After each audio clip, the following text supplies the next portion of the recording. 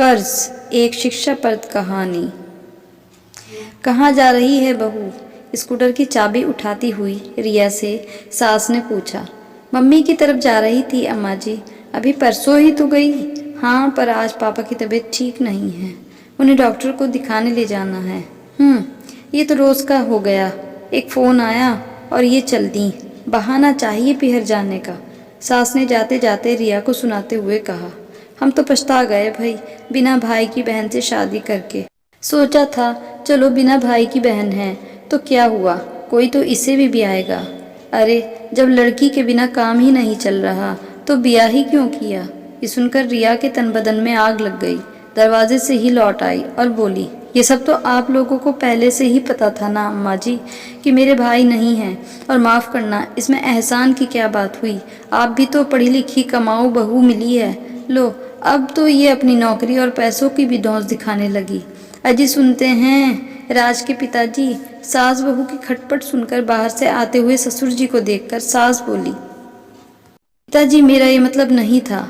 अम्मा जी ने बात ही ऐसी की कि मेरे भी मुंह से भी निकल गया, रिया ने स्पष्ट किया। ससुर जी ने कुछ नहीं कहा और अखबार पढ़ने लगे।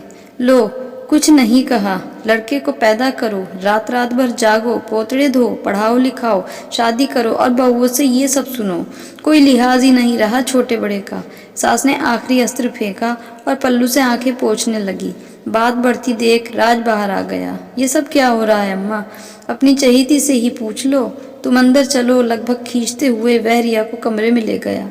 ये सब क्या है रिया? अब ये रोज़ की बात हो गई है। मैंने क्या किया है? राज, अम्मा जी ने ही शुरू की है। क्या उन्हें नहीं पता था कि मेरे कोई भाई नहीं है, इसलिए मुझे तो अपने मम्मी पापा को संभालना ही पड़ेगा। वह रुआंसी होकर कहा, वो सब ठीक है, पर वो मेरी माँ है, बड़ी मुश्किल से पाला है उन्होंने मुझे। माता पिता का कर्ज उनकी सेवा से ही उतारा जा सकता है। सेवा न सही, तुम उनसे ज़रा अदब से तो बात किया करो। अच्छा, बाहर हुई सारी कन्वर्सेशन में तुम्हें मेरी बेअदबी कहाँ नजर आई? तुम्हें ये नौकरी वाली बात नहीं करनी चाहिए थी। हो सकता है मेरी बात करने का तरीका गलत हो, पर बात सही है राज। और माफ़ करना, ये सब त्याग उन्होंने तुम्हारे लिए किया है, मेरे लिए नहीं। अगर उन्हें मेरी इज्जत और कुर्बानी चाहिए तो मुझे भी थोड़ी इज्जत देनी होगी। स्कूटर की चाबी और पर्स उठाते हुए वो बोली, अब कहाँ जा रही हो? कमरे से बाहर जाती हुई रिया से राज ने पूछा। जिन्होंने मेरे पोतड़े धोए हैं उनका कर्ज उतारने, रिया ने व्यंग मिश्रित गर्व से ऊंची आवाज़ में कहा और स्कूटर स्टार्ट कर चल दी। ये थी हमारी आज की कहानी। कैसी लगी हमारी छोटी सी कहानी कमेंट बॉक्स में बताइएगा ज़रूर, और इस वीडियो को लाइक ज़रूर कर दें और मेरे चैनल को सब्सक्राइब करना ना भूलें। Thanks for watching.